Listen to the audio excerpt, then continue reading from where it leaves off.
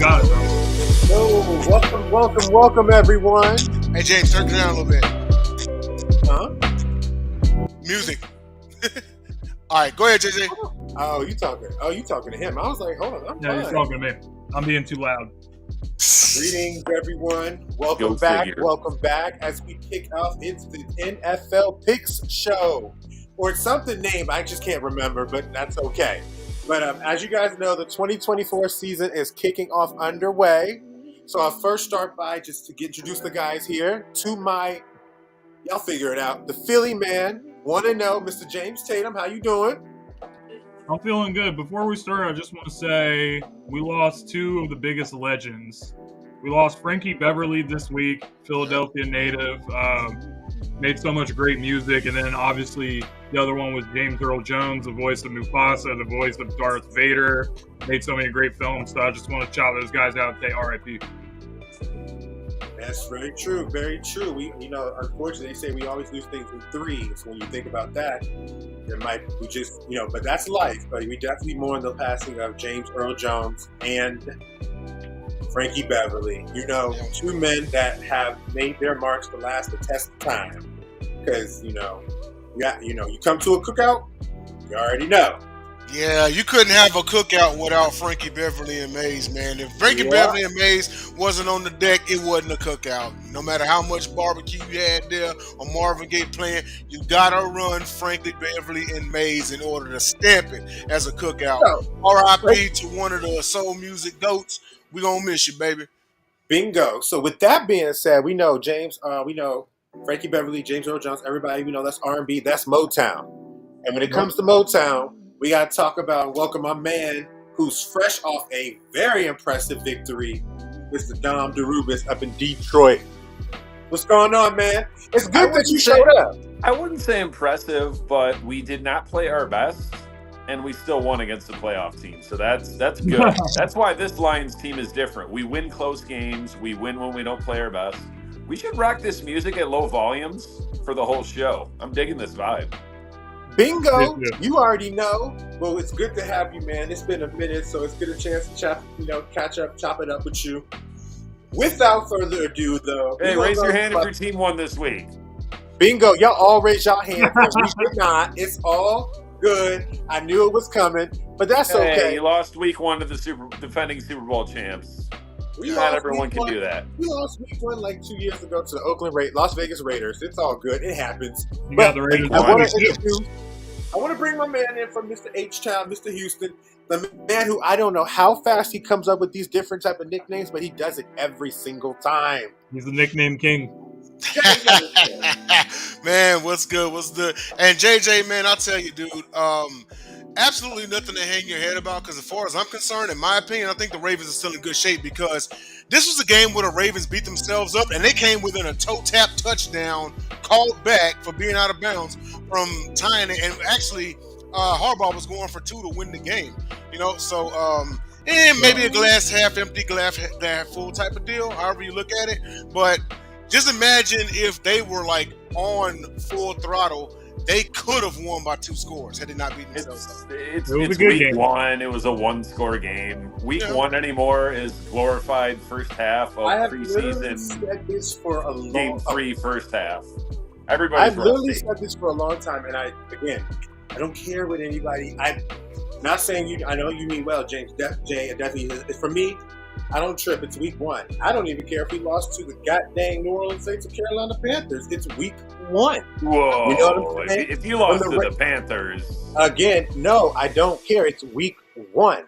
This is the funny thing about it's overreaction. Week 1. I'm with you. Week 1.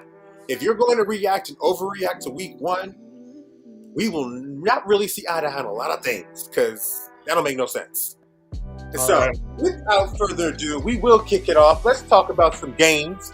Tomorrow, we have an AFC East showdown between 2 teams that are projected to make the playoffs, maybe in different fashions. The Bills are in a different year. They've got a whole bunch of new weapons. They have a different defense. They lost their safety combo that's been so dominant for them. But they're going against a Miami team who, didn't really have the type of impact game that you expected from them over the last couple of years, minus 1 year in 2019, but we won't talk about that. Anyway, back to this point. They got the win, though, but now they face off with a chance to claim number 1 in the AFC East for by default division starting now. So I'm going to turn it to you guys. Let's start off with James Tatum, because you're the closest one, to where these places are. Which do you have? I have the Dolphins actually winning this game, which the Dolphins haven't really had that much success against Buffalo, but due to the Tyreek Hill incident that took place, which we're going to discuss later this week on the show more in detail, but I think when these type of things happen, it kind of gives your team a lot more energy. So that's why I expect the Dolphins to come out this season amped up and ready to go, and I think they're going to win this week. Yep, I'll give you that. You got the Dolphins going on. Well, I do want to take it to time to say thank you guys in the comments for coming in. We got Bacon Grizzler. We got the Encyclopedia, who I haven't seen and talked to in a long time. Mr. Wyatt coming in, checking out with us. So that's good to go. So what's next? We're going to just go down the line. We got James. He gave his opinion. He got the Dolphins. Dom, who do you have? Dolphins. It's a home game. It's obviously plenty hot still down there in Miami, and the Dolphins offense started to find their way. It's funny because I was watching the game log and I'm like, wow, they got Tyreek Hill shut down, and literally 5 seconds later, Tyreek Hill 80-yard touchdown pass. Yeah, Dolphins. Okay. Yeah, it's that whole situation has definitely got a lot going on. So I definitely got a point to make them to get a chance to come back. All it took was for their half. Jay, H-Town's finest. This game has implications for our teams and our conference down the line. What happened to your hairline? Oh, because this thing, and then I just kind of did this number. So yeah, I've always kind of had that hereditary hairline thing going. It actually is even more noticeable when there's not any hair up there.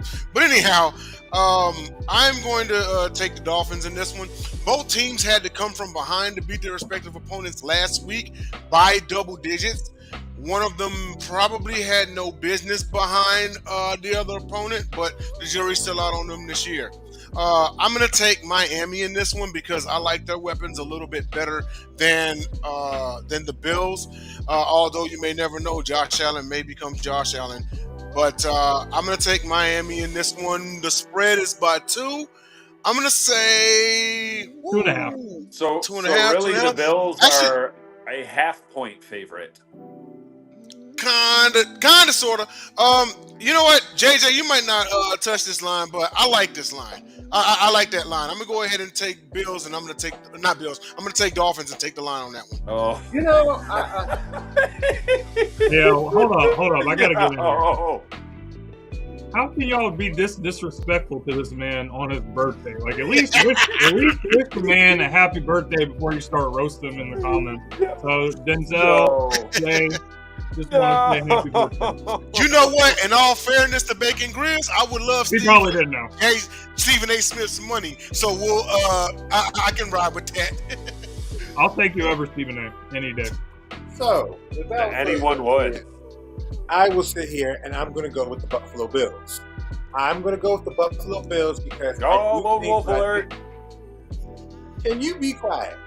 I literally gave you. We're not going to do that this year. And we let everybody. We're not doing none of that howling shit. We let everybody speak. We set expectations this year because I didn't say a word while you guys were talking. So when I talk, you gotta be quiet. I appreciate you for that. Now, with that being said, I'm going to go with the Bills. I think I like what I know what they're gonna start to do because I'm gonna rely on James Cook because he has proven to be a valuable asset for that team. And I think at the end of the day, the Buffalo Bills, Josh Allen in the beginning of the season has been successful.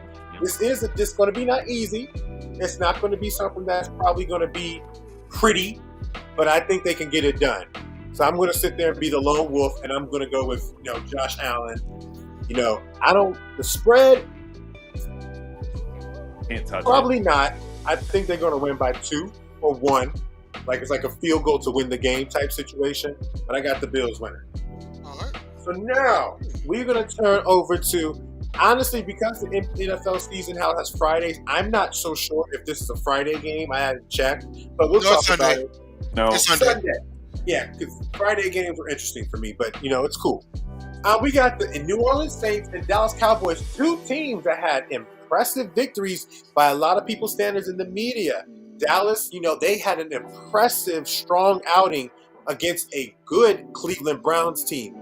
Granted, they had not had their best weapon on offense, but they're still a pretty strong team in terms of on defense. But they handled their business, and then you got the New Orleans Saints. Yes, we know who they beat up, but they looked really good, dropping 40 plus points on the Carolina Panthers, and now they face off. So I'm going to bring it to my man who's at the top because he lives in that state. Jay, you got the Saints, you got the Cowboys. Who you going with? They're going to be mad at me for this because this has a letdown game written all over it. Let's go. Let's go.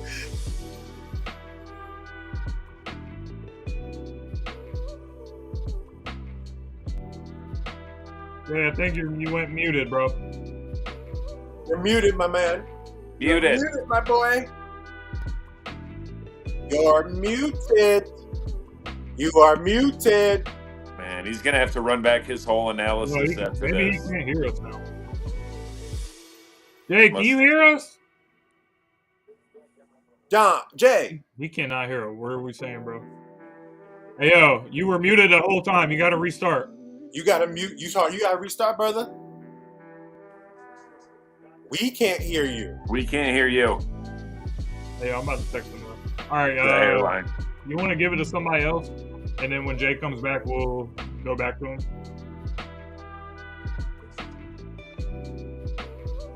All right. So with that being said, sorry, I had to let my friend know because I'm going to go to Dom. Who you got? Saints, Cowboys. And we'll get Jay back in here. I wish I could have heard what Jay was saying for picking the Saints because I'm with it 100%. Well, I wasn't. I was going to take the Cowboys, but the Saints points. But I'm taking the Saints. Just the only thing I heard him say was letdown written all over it. So I'll take the Saints. Derek Carr, let's go. That's enough of a reason. Derek Carr, let's go. Okay, so you got Derek Carr and the New Orleans Saints taking on the Dallas Cowboys and defeating them. Jay, we'll circle back to you. Let's see if your mic is working properly. And then you give us your take. No, we got you now. So we left off with you saying that it has a letdown game written all over it.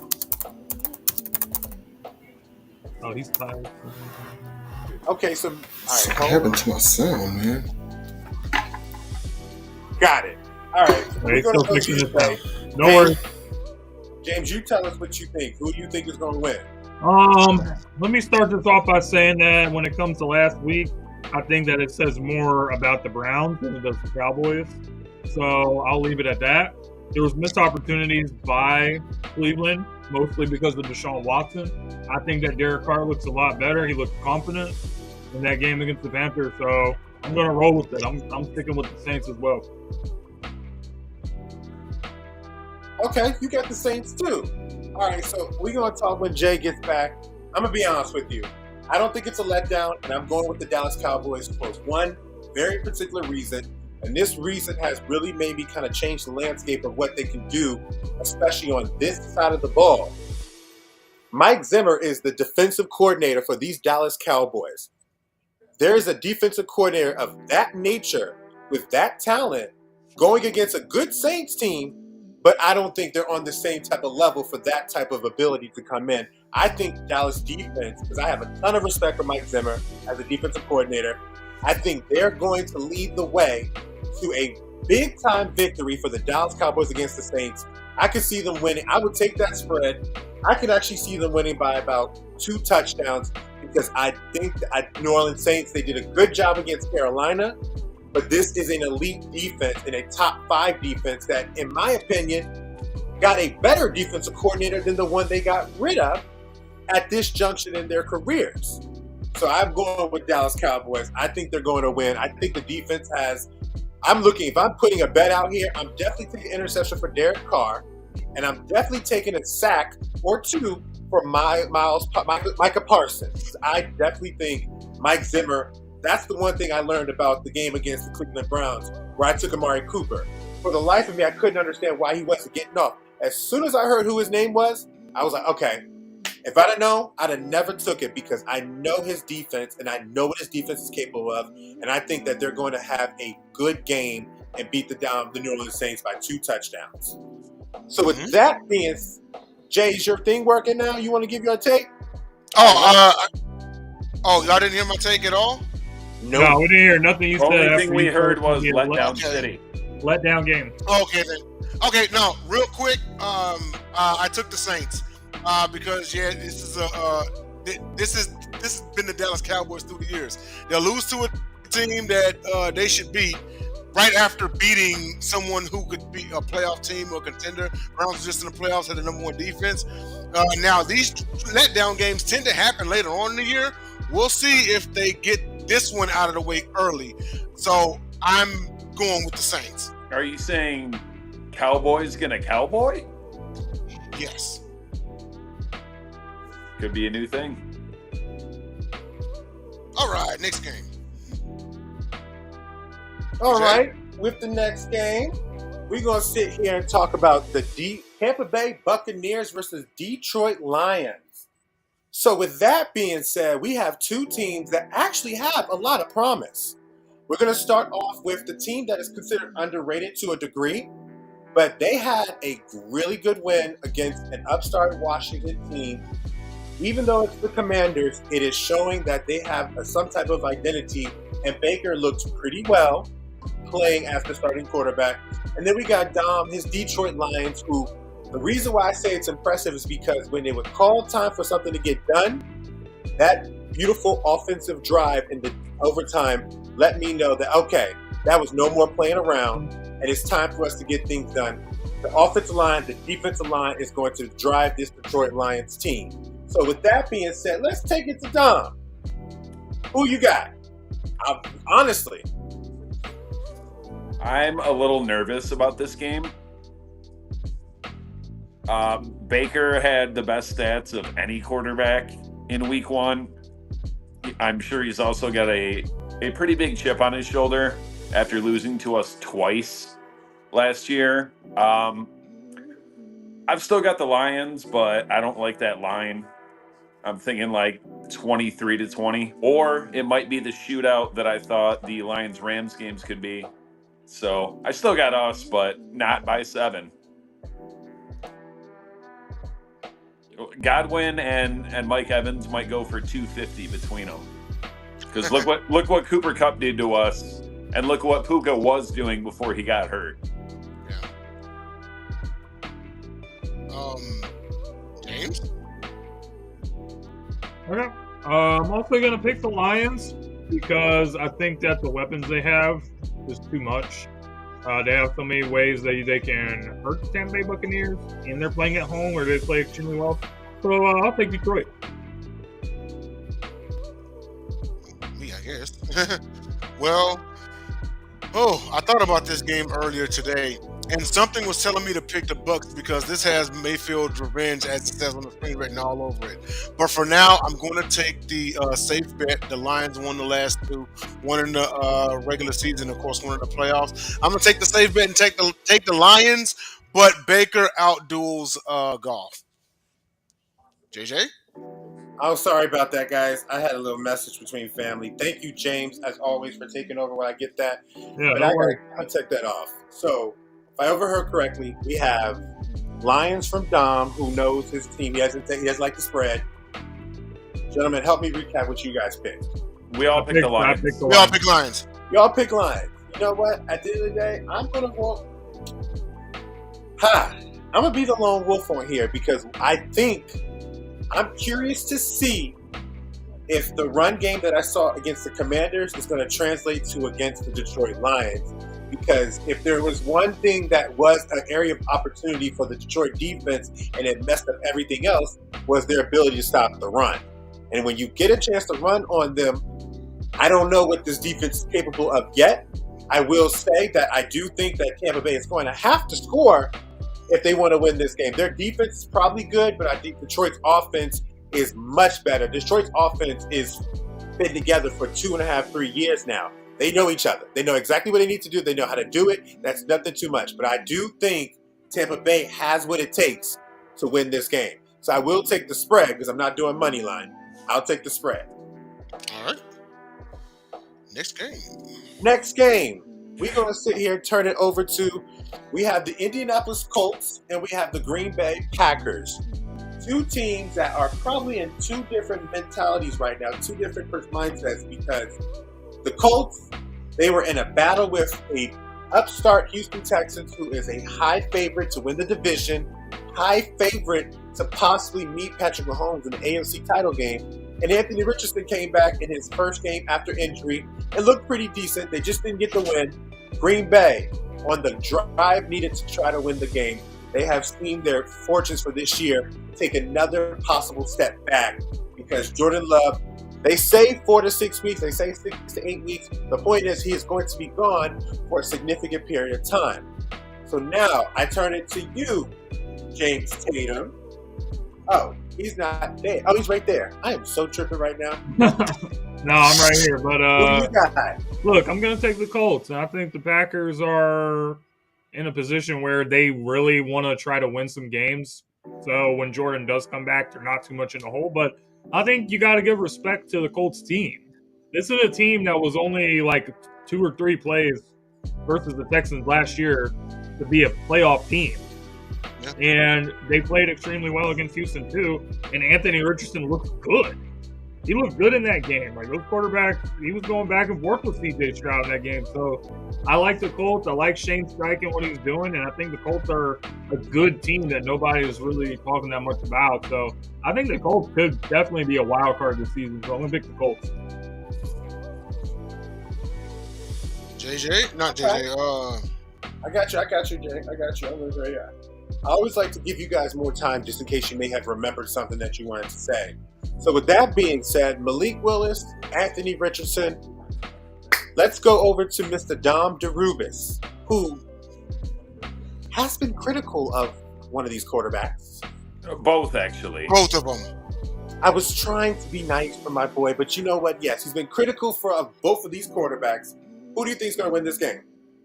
The Colts by default. Malik Willis is probably the 31st or 32nd best backup in the NFL. This man has never thrown a touchdown pass.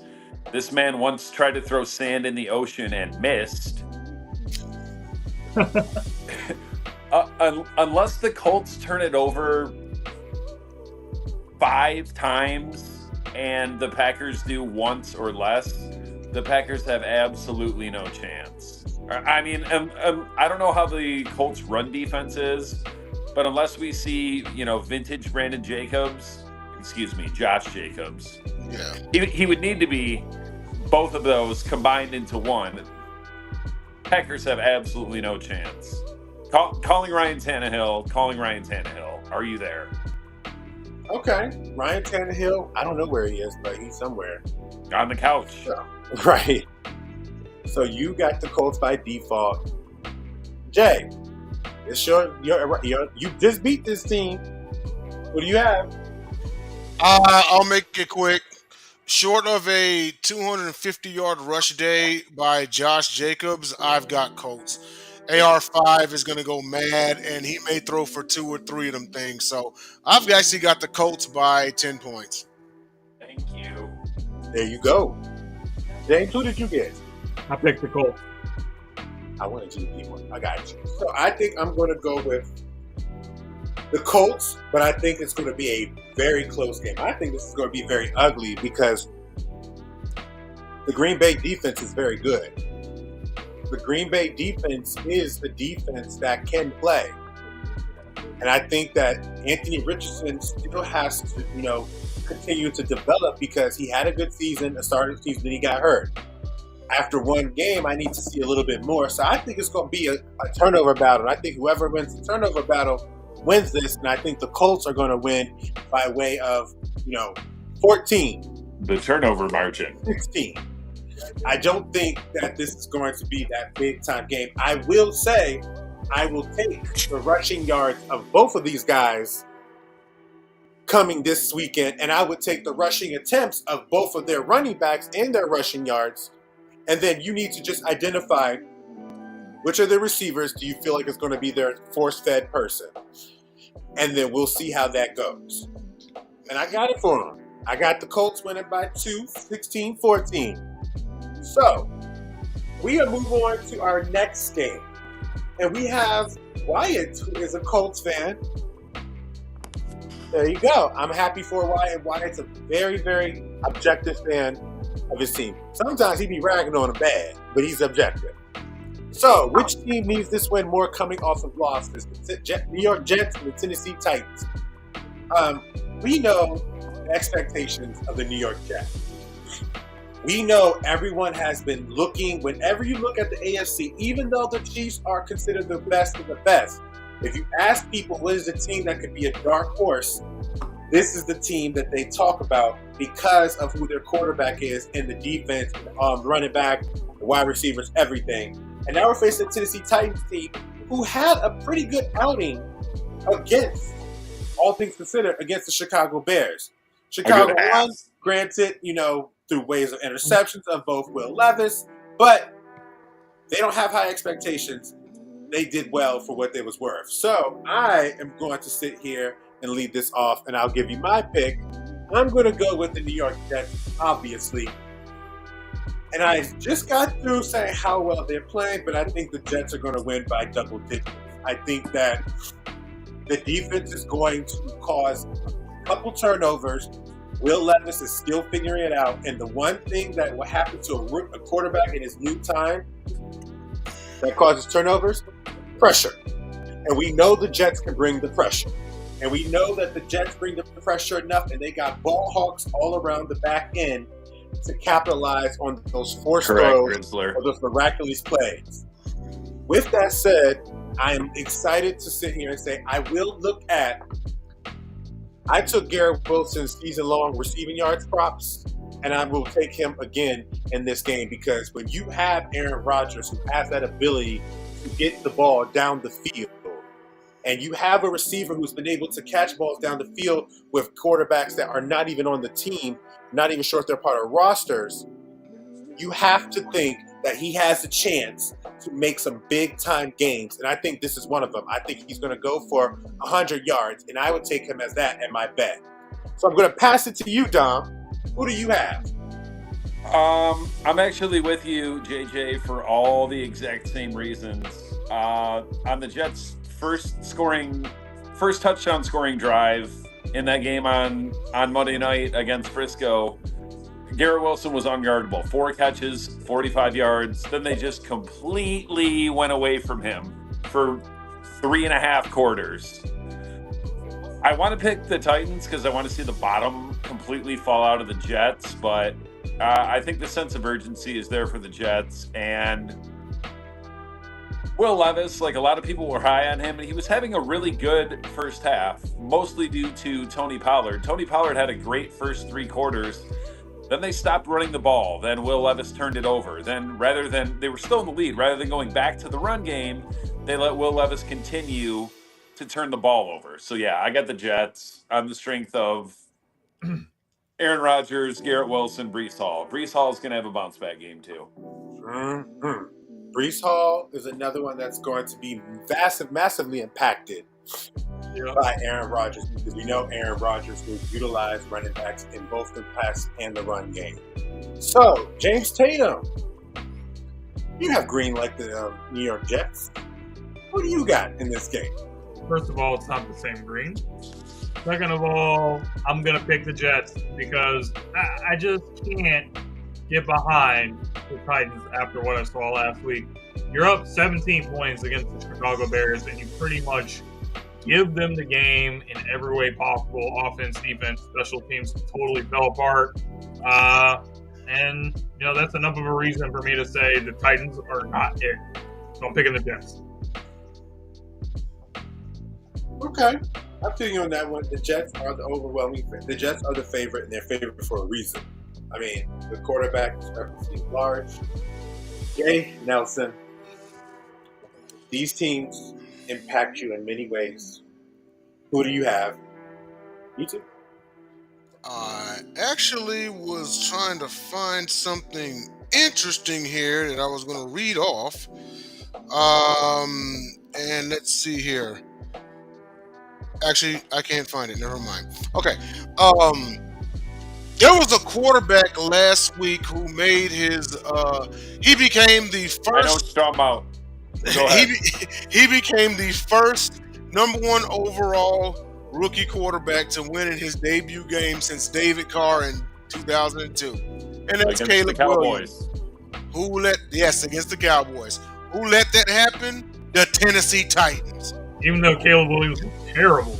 Yeah, you know, threw for under 100 yards. Pretty much the only good thing that went for him was that he didn't turn the ball over. Okay, you know. But outside of that, clearly the defense and special teams bailed him out. Shout out to Jonathan Owens, Simone Biles' husband, for that touchdown.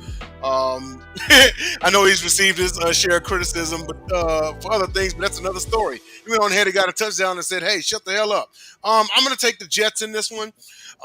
Aaron Rodgers last week did not look bad. The ball was coming out. He was mobile.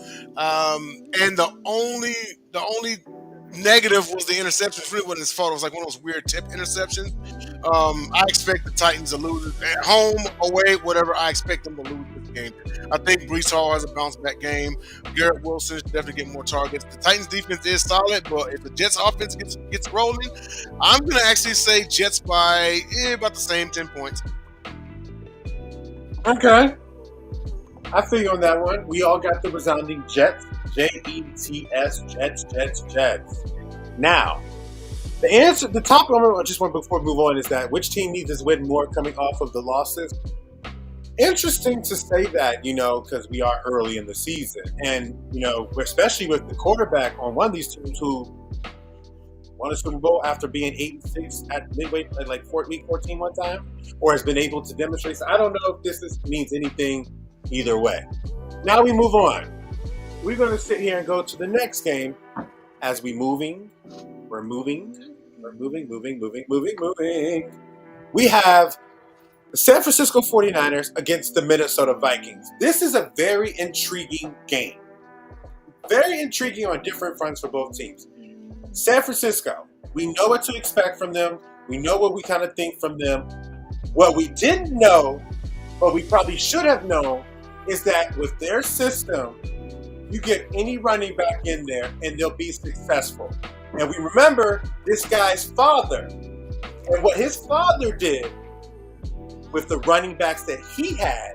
So here comes Jordan Mason, who now is probably the number 1 person in fantasy everybody wants, the number 1 person to take on props when it comes to things, because he had a magnificent game against a team we just talked about with high aspirations and a great defense.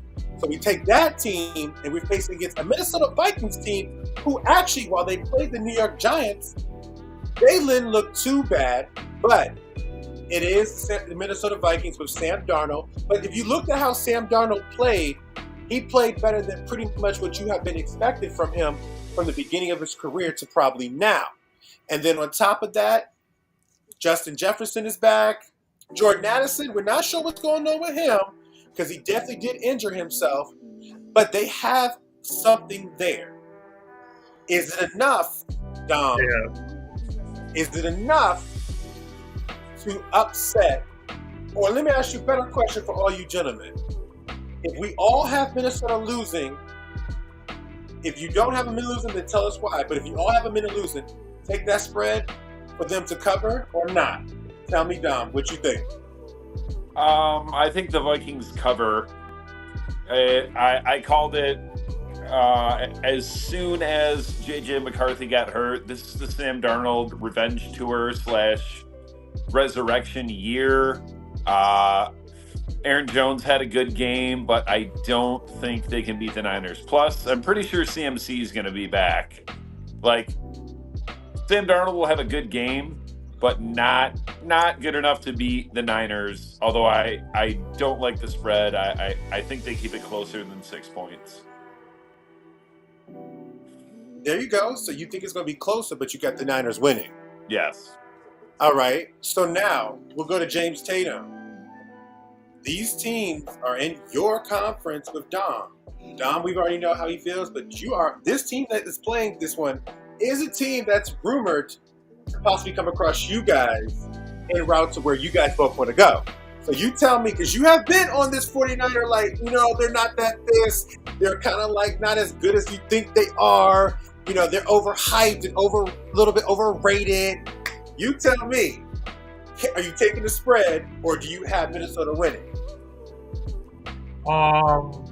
Before I'm going to give my answer, I want to just say that I hate both of these teams. Me too. And I have a rant prepared for the sports moron when it comes to the 49ers, so I can't really go off tonight.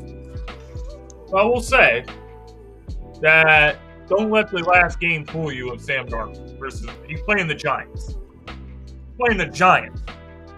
So pump the brakes with Sam Darnold. He ain't going to do shit to the 49ers defense. They have too much talent. They have Fred Warner. They have all these great players on the defense side of the ball. It's going to cause chaos for Minnesota, and the 49ers win by double digits. Okay. So you got 49ers winning this game. So we'll turn to Jay Nelson. Houston, Bred, tell us what you think, man. You got the 49ers. If you got them winning, they covering the spread, or you got Minnesota covering the spread? Hell no. Niners by double digits. People don't get it twisted, okay? That Sam Darnold's back. Look, he played Rutgers University, all right? Let's not kid ourselves, okay? Danny Pennies was on the other side. With that being said, Niners go off, especially if C-Mac comes back. Yo, this could get ugly in a hurry. Niners by double digits. Daniel Jones, by the way, less to be said. Daniel Jones has more touchdown passes to the other team than his own team since he got that money. I'm glad that you brought that up, and let's segue back over to me because that is a very, very interesting stat. That is an interesting stat that when you hear it, because the contract was signed, 2 years ago? No, 2 years ago in the offseason, but he only played like 3 games and got hurt. And then last year, he played most of the games. And so it's like... No. Oh. He signed it in the offseason before last year, then he got hurt like 3 games into this year, or into last year. So he's played like 4 games on that contract. So you know what? Let me turn around and say that's an amazing stat because I thought it was like literally like 16, 17 games. And I was just like, wow. I thought that too. Then I looked. I was like, wow, that's bad. No way. But no, we go on 49ers and Vikings. I'm going to take the 49ers and I'm going to take them to push this spread. I think the Minnesota Vikings are going to be competitive. I think the Minnesota Vikings are not going to win. But I will say I do like San Francisco. I would take George Kittle receiving yards because he is a favorite target and he is definitely, I have been making these cases all these years. At this junction, he is definitely the second best tight end in the game. Better than number 3, which is still, in my opinion, Mark Andrews. Because when you see, and sorry, bro, your boy is number 4 and 5. He's right there. He's right there. He is right there. It's just not there yet. He's right there. I'm not even saying Laporta. I just don't know that Kittle's... No, but you have to give Kittle his respect because even last year when he stayed healthy... I love George Kittle. He was a difference maker, and he's a blocker, and he's a great guy. I think he's going to be enough to take the receiving yards, and I will sit there and say, you cashed me out this week a little bit. Appreciate it. We got to move on to the next game. Okay. Thank you, boss. Bingo. So I never stopped playing with you, bro. Absolutely. Let's go to the next game. We got the Seattle Seahawks and the New England Patriots. One team was probably expected to win their game because they were facing a team that wasn't really good or not, lesser. And then the other team beat a team that now people are starting to question. So let's do Ringer. Who haven't we heard from first? Let's go ahead and get your opinions on this. We have Gerard Mayo, versus Ravens former defensive coordinator Mike McDonald. Dom, Seahawks or Sea Chickens, as you say, or Patriots or Cheatriots, as you say? I've got the Seahawks. I don't know what happened week 1 when the Patriots played Cincy. I mean, Burrow's probably a little rusty. No T. Higgins. Jamar Chase had only practiced, twice in probably 2 months. But no, like the Seahawks defense is just too good. I mean, come on. And Jacoby Brissett, come on. Seahawks have too many weapons. They're too good, even on the road. Like, it's not like it's December. Come on. Seahawks by 10. Seahawks by 10. Yeah, I can understand that. So then let's go in the NFC. James Tatum, who you got? I'm actually going to pick the Patriots. I like a lot of what I saw. You're going to get Cincinnati, a team that has a high-power offense, great quarterback, great wide receivers, and they did a really good job, hanging in there. So if they can do a performance like that in Cincinnati, I don't think it matters the weapons. I know they have Smith-Njigba and they have Kenneth Walker and all these guys. They got good players, but if they can withstand the Bengals offense, they can withstand the Seahawks offense. So I'll pick the Patriots at home.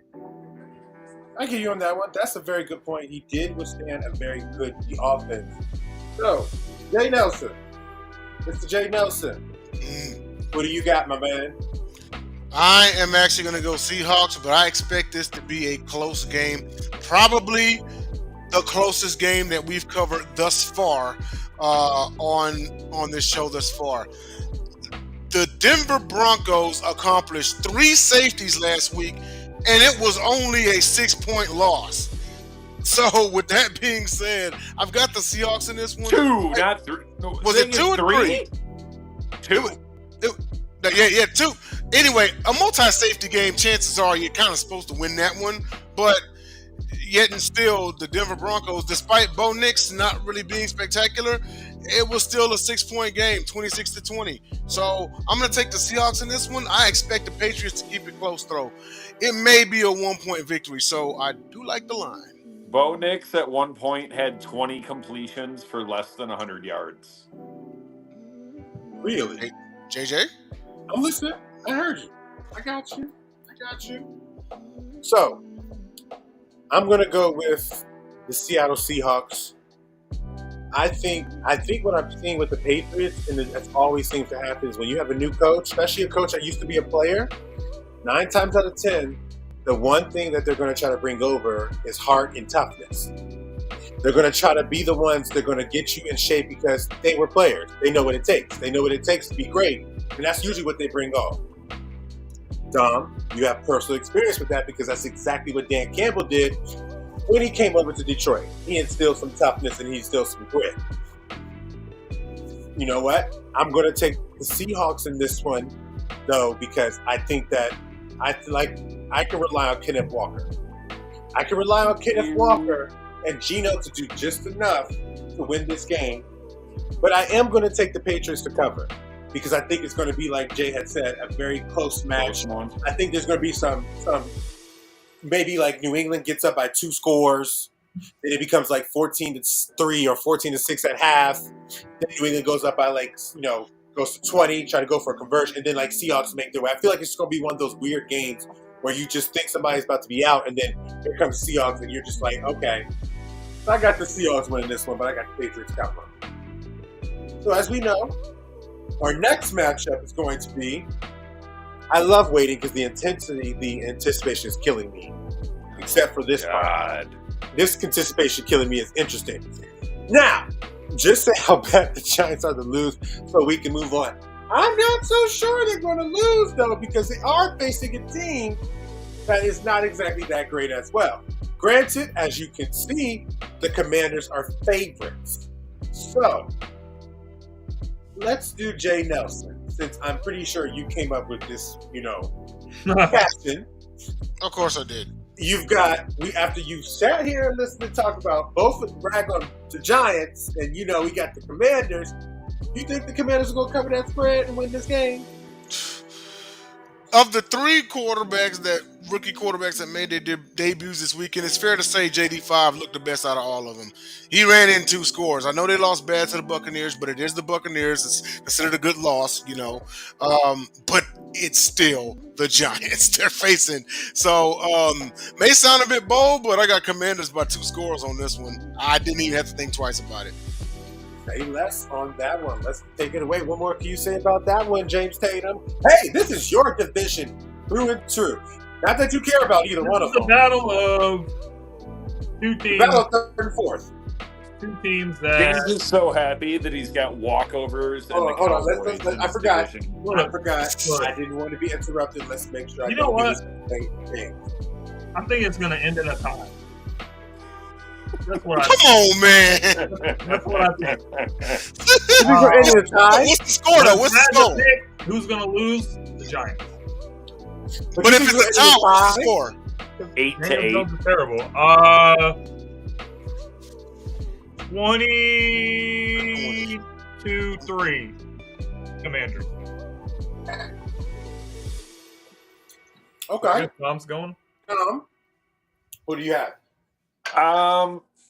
I've got the Commanders, although, like I said, the spread in fairly evenly matched teams, you get 3 points at home. So really, the Giants are 1.5 point favorites. But come on now, low scoring game. Commanders 13 to some weird score 8. 11-8 final score. 13-8. Okay. Let me ask you this, Dom, and I'll get to me in a second. Is this game going to turn out to a scoregami? We got the encyclopedia right here, and Wyatt. Scoregami, what's that? Basically, you have a score that has never been done in the NFL. I can see it. Y'all gonna laugh. Y'all gonna laugh. Watch them score be 35-34, and they gonna light it up out here because we're just sitting there laughing. Could be. I don't know. Like, if Jaden Daniels just doesn't know who Terry McLaurin is at all, but he had like 2 catches on maybe 3 targets that whole game. Like, Terry McLaurin is the new DJ Moore. He's the best receiver in the NFL that no one's talking about, and he did nothing. It's his first game. Give him some time, but at the end of the day, I like Jaden Daniels a lot more than Caleb Williams. I'm going to take Jaden Daniels. I'm going to take the Commanders with this, and I'm actually going to take them to cover that because I know one thing a rookie quarterback's going to do. They're going to rely on what makes them good and help them work, and the Giants have been proven to not be able to stop mobile quarterbacks. And I know Jaden McDaniels and what he did against Tampa Bay, he's going to do the same against the New York Giants, and I think they're going to win. I think they're going to win by 7 points. I got this game about 17-10. I definitely think both quarterbacks are going to throw an interception. I definitely think both quarterbacks are going to have a fumble. And I definitely think that field position is going to dictate this game. I don't see the offenses I see offenses stunting between outside the 20s. Inside the 20s, I don't see them doing great. Daniels didn't throw a pick last week, but he did have 2 fumbles lost. Bingo. And so now we got the Los Angeles Chargers versus, poor guys, the Carolina Panthers. Poor guys over here. The North Carolina A&T Miners. They are at this point they are definitely they don't have a direction. They need something. They're just stimming to next Carolina season. Panthers, who just got 40 hung up on their head, are coming against a team who is a bit of an unknown, but a bit of an unknown that people think is to be turned into a dark horse. And I am happy to say this because the only thing that stops this guy from being good and effective is health. And we've seen a good J.K. Dobbins have a great game to start his career in Los Angeles with my team's coach's brother, who is a well-respected coach in the NFL. And if you don't think they have the reasons to be have promise and everything like that, because you look at the offense, this coach is the type of guy that can maximize with what you think he can. Because when they started making their headway earlier in their careers, when he got in San Francisco, they didn't have a ton on the offensive side either. They had a running back that they could rely on, and an offensive line that was kind of halfway decent, and a quarterback that doesn't make the least amount of decisions. And now you have a team with a guy who is a quarterback that is, for all intents and purposes, a pretty high caliber guy. Do we have the Carolina Panthers covering the spread? Dom? Absolutely not. Go figure. Jim Harbaugh shows up in LA with a quarterback with probably top 5 arm talent in the NFL, top 5 contract to go along with it, and he has his worst statistical game in a win or a loss in his career. I mean, I'm not surprised. We know what Jim Harbaugh likes to do. He likes to run it till the wheels fall off. I think it's a shaky proposition with Dobbins and or Gus Edwards, but they're not losing to the Panthers. Either they run the piss out of it and they're going to beat them bad either way. It's not even close. Panthers relegation. Panthers relegation. James Tatum. No, on the relegation point, I'm actually a huge fan of European soccer. You guys know that, but when teams are so bad, they actually get relegated from the league and they have to play in like the B League. So I think the Panthers are that bad that they should be relegated to the XFL or something. That's how bad I think the team is. So I think the Chargers are going to also destroy them, and that's it. So yeah, cover the spread, guaranteed. The Panthers are so bad that the Chargers for 1 week will not charger. Infamous, if everybody knows, Dom's infamous is Chargers on Charger. They now I kind of like when he says it though. Yeah. I actually expected Dom to say that they were going to charge her, because if it was any letdown game for the Chargers, it would be this one. But no, I'm going to take the Chargers in this one. The Saints put up 47 last week on them. Chargers put up 35. So I'll say 35-10 Chargers. Dobbins goes off again. Herbert probably throws for 2 touchdowns. So there you have it. Okay. So bring that back up for me, please, because I didn't get a chance to make my pick. So let's bring that back up real quick. Because I'm going to sit here and say this. I agree with Jay on this one. That spread looks like a trap. That spread looks like a trap for the simple fact of the New Orleans Saints just dropped 47 on this squad. And the spread for a team that is considered to possibly have a higher chance of making the playoffs with, the Chargers, their spread is only that much. Not even like a touchdown. Or, 8 points. It's really interesting. Either they don't know what the lines are going to be, or that might be a trap. So I got the Chargers winning, but I would not touch any of this crap. I don't know if they're going to cover. I don't know if they're not. I just got the Chargers winning. And I will take J.K. Dobbins in those rushing yards for Prize Picks, FanDuel, Underdog, even though I only do Prize Picks. And I only do FanDuel right now. Now we go to the next game. We go to the next game where we have an AFC showdown. We have the AFC North versus the AFC South. Hey, North-South, bingo, let's go. We have 2 teams that have aspirations. Did not go their way last week. I would actually say, my question is, it's kind of related to that, is with Deshaun Watson. Who do you feel like wants to come out and, because we know people will react to things and take them to the extreme from like week 1, who do you think sees that and wants to come out and is going to prove it that they are not that team? Who has the most to prove in terms of that? Go with you, Jay. Who you got and who has the most to prove? Easily the most to prove is Watson. He the one in the cellar right now. But Jags, I mean, like, Watson was horrible last week. He was, and I get it. He faced an elite defense in the Cowboys. But this is what happens when you hold out for an entire year. Then you got like all the other stuff going on. He spent so long out of football that it's just now catching up to him. And so, and then the Jaguars, because the Jaguars had a It was a 10-score lead. It was a 2-score game. 17-7. Late in the third, they had the opportunity to go up 24-7 when that fumble happened. That fumble happened, and here came the Dolphins. The Jaguars do not make that same mistake this week. In fact, they don't even fall behind 10 or anything like that. They get a lead, they keep it. Trevor Lawrence has a good game. I'm going to say Jags, by the score, it should have been last week, 24-7. There you go. All right, Dom, who you got?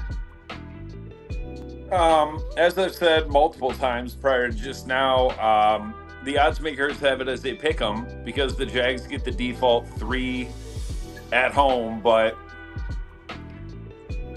until I see Deshaun Watson play even one snap and look like Houston Texans Deshaun Watson, I don't know if they win a game until Nick Chubb comes back. Jaguars by at least 10.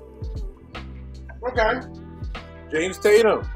Now, James Tatum, I have a feeling, may have had something to play with the caption a little bit too. Well, what you here's got? what I have to say. First of all, I don't have any comment on that. Second, I think that this is a must-win game for the Browns because of the pressure that Deshaun Watson is on after his brutal performance against the Cowboys. You got to come out of this game and you got to get a win. You can't start the season 0-2. You're already going to be falling behind, and you already have people talking about you and how bad you're playing and how you've never even looked like 1% of the player you used to be. So they have to go win this game, and that's the major reason why I'm going to actually take them to beat the Jaguars. It's a must-win for the Browns. The pressure is there. Deshaun Watson has all the people in his ear, and it's extremely crucial for the Browns to win this game. Okay, so we got the Jaguars. I think that leaves me. Okay. Yep. I'm going to be the lone wolf. I'm going to take the Browns. I took the Browns. Oh, you took the Browns too? Yeah. Okay. My bad. I really thought I heard you say you take the Jags. But I'm going to take the Browns too, because I'm going to take their defense to help their offense.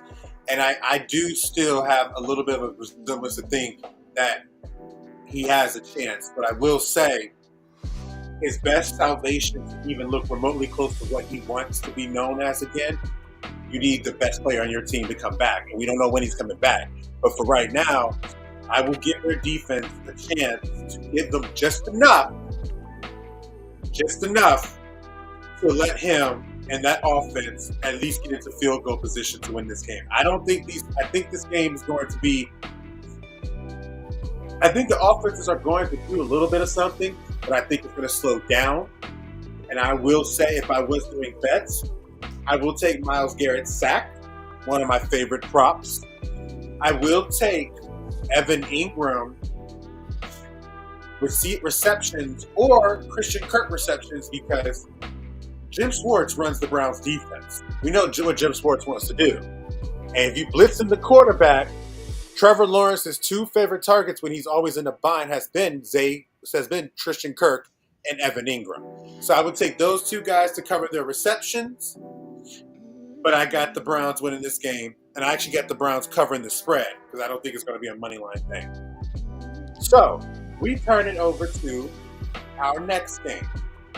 I wonder who it's going to be. Our teams haven't come up at one time. Oh, and lo and behold, here comes my squad. We have Antonio Pierce coaching the Las Vegas Raiders coming to Baltimore Stadium, M&T Bank, for a head showdown with the Baltimore Ravens. As a Raven fan, I will say first to make the 1 point, I am not touching that spread. I'll make that very clear.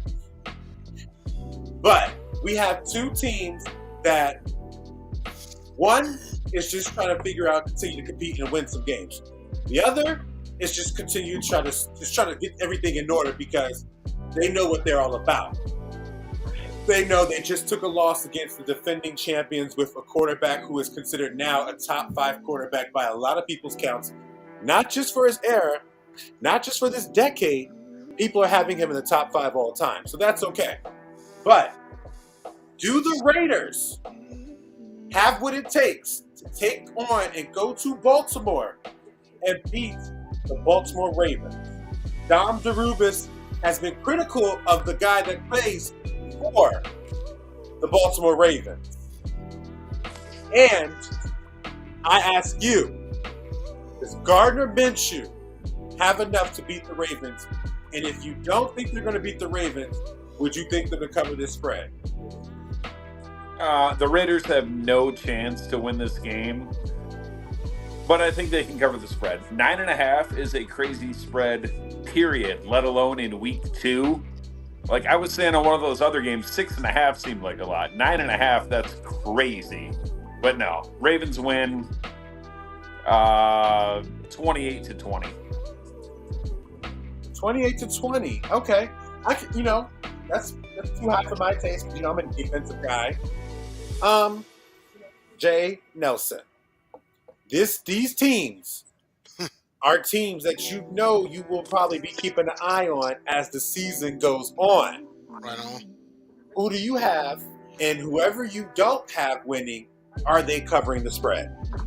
I'm going to take Ravens in this one. I know why you don't like that line, because that line is too close to a double-digit spread, and you sneeze at double-digit spread. So I understand, brother, okay? But with that being said, I'll take Ravens. Ravens know that they were that close to knocking off the champs last week. So this is their bounce-back game. It won't take much to bounce back. While Minshew is a decent quarterback and such, but the Ravens are too much. It's too much Ravens. I'm going to go ahead and say 35-21 Ravens. So covering that spread for sure. Yeah, no to the line. Well, hey, look who's here. Well, look who decided to come on and send out with The Last of Us. It's our boy. Hey, first and foremost, we are here for you because we know what happened on that Sunday was not expected, but the end is not near. Jordan Love isn't even the worst thing. Malik Willis is. True. So we're going to jump in.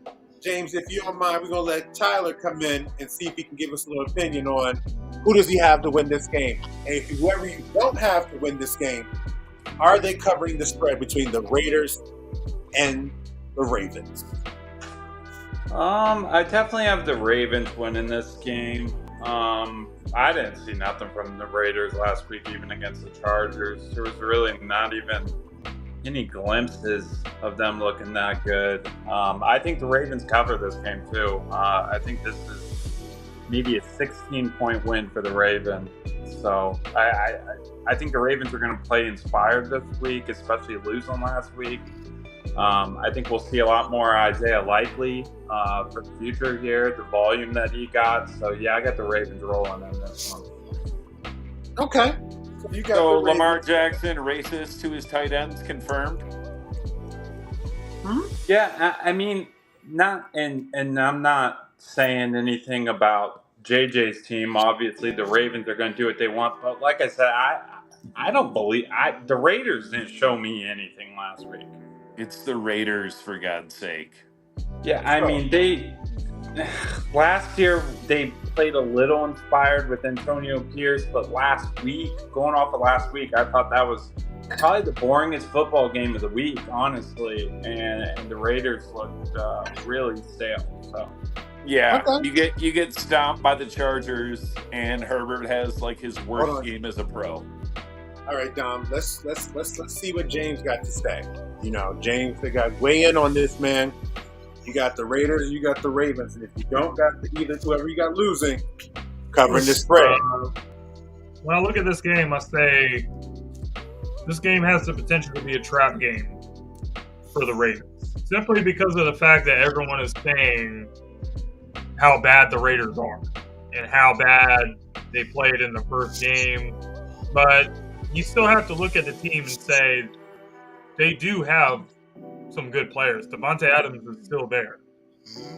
Gardner Minshew is an experienced quarterback, so I think the Ravens probably will still win the game. I will pick the Ravens to win the game, but It might be closer than anybody thinks, and I definitely think they will cover over the 9.5. So I will pick the Ravens.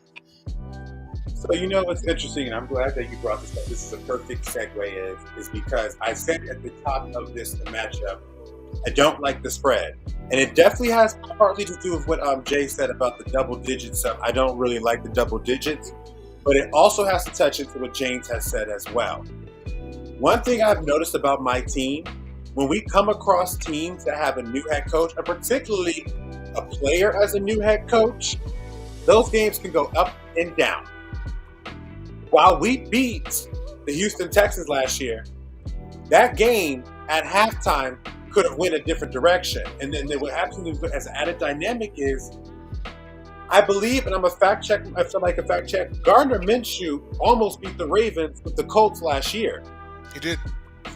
And so if there's a person, and he made Michael Pittman get some yards against us, so if there's somewhere you have a rookie head coach who instills toughness and trying to run the football, old-fashioned football coming your way, then you have a quarterback who has been shown that he's not afraid of going against your defense, because if he was, he'd have got his butt cooked when he played you, but he didn't. So it's not as if he doesn't know that he can go against this squad. And then the Ravens' offensive line is still figuring itself out. I honestly think this game is going to be won. I actually have the Ravens 24, the Raiders 21. I actually think this is going to be a very game for Ravens to have to just be like, you know what? I think the Ravens fans, they're going to be sitting there thinking like, why is this game so close? Why are they competing with us? Why are they still here? And yes, anyone who's talked to me over the last, couple months, just looking at text messages, I'm very confident about my squad. But I do know a trap game when I see it. And I've seen this before when I've seen my team lose teams I never thought they should have. And the common theme is when a rookie head coach comes, if there's a stream of talent that's going in there, see, with the Texans, a lot of their talent was unproven. They hadn't had a chance to really gel with, like Nico Collins, Tank Dell, all of them.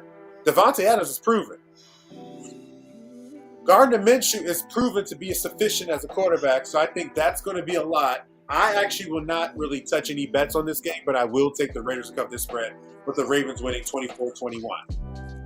Now that we got my team out the way, thank you goodness, we're going to go to a very intriguing NFC West matchup, because we have two teams that, while they lost, they were competing against some quality opponents.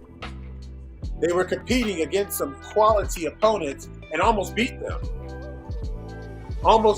One lost by 6 points, the Arizona Cardinals, to Josh Allen and the Buffalo Bills, and the other lost in overtime where they didn't even get a chance to get the ball. So who knows what could have happened if they had a chance to get the ball. And if you're watching that game, that second half, Matthew Stafford was starting to get going. If the Rams got the ball, they were going to win that game. They more than likely might have been a possible case as well, because I say this to say, Kyrie Williams is a pretty darn good running back coming up, and they rely on him on that team. So when I asked, let's take with Tyler. Tyler, Arizona or the Rams? Ooh, interesting game. The Cardinals look much improved. Granted, Harrison didn't show anything last week. Just had, I believe, a reception in the game, so we'll see if he gets going. Rams, obviously Puka's hurt, so Puka won't be playing in this game, but it kind of don't matter because Cooper Kupp, showed his emergence last week, was big time for the Rams. I think this is, to be honest, the spread is about kind of where I thought it would be, because the Cardinals look like they're riding a lot of momentum going into this week, especially by the way they played the Bills. I'm still going to pick the Rams to win this game. I think the Rams just look like a playoff team to me if they can stay healthy. If Stafford can stay healthy all season, the Rams really look like a playoff team to me. The Cardinals are much improved. They are a much improved football team. And I think everyone's talking about Kyler, but you look at even their defense, the way they played at times against the Bills in that game. Prater, they still have Prater that can kick in big time moments.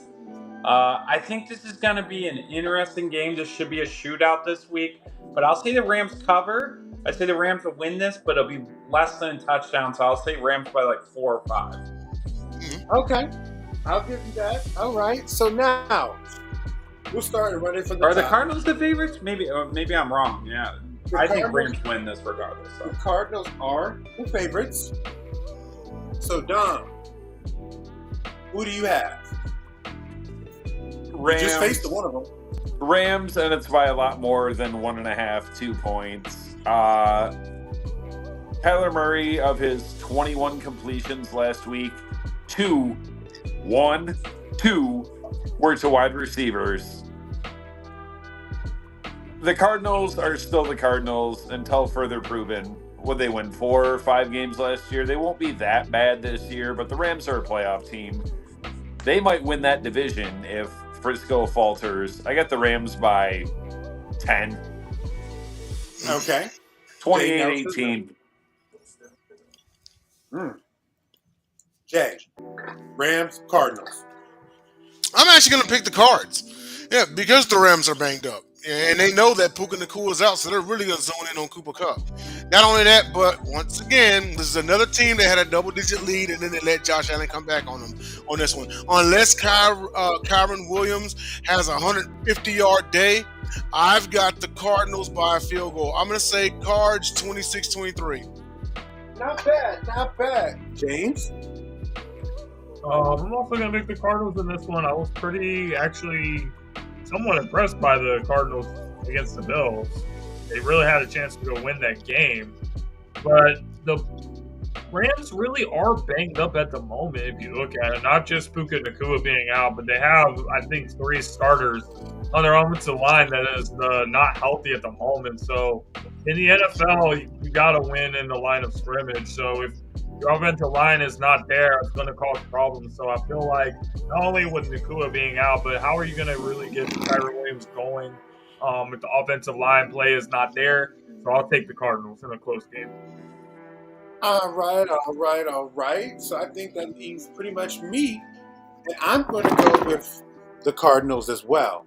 And it's strictly just because they're Rams are banged up. I actually think the Rams are the better team.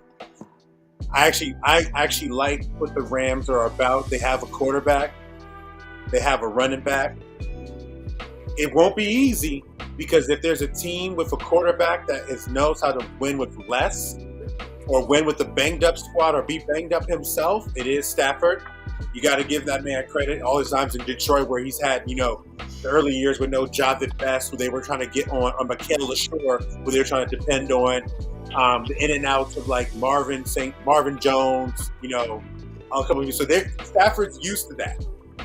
But I will say the offensive line is the biggest worry. If their offensive line maybe had only one person banged up, that would have been enough for me to feel confident. But 3, it's tough. It's tough.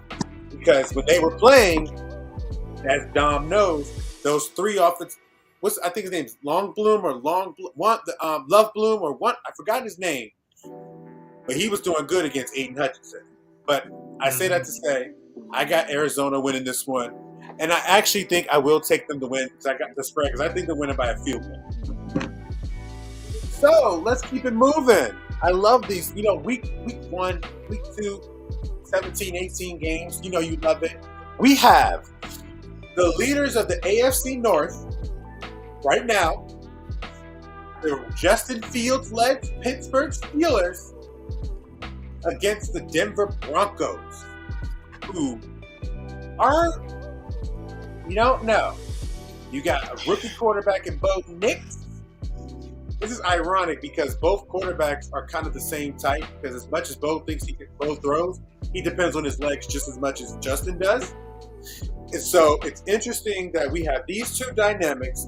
Now, I'm going to take this to Dom DeRubeis because I know how he's felt about this quarterback. Is Justin Fields going to be 2-0 after this week? I would say yes, cautiously.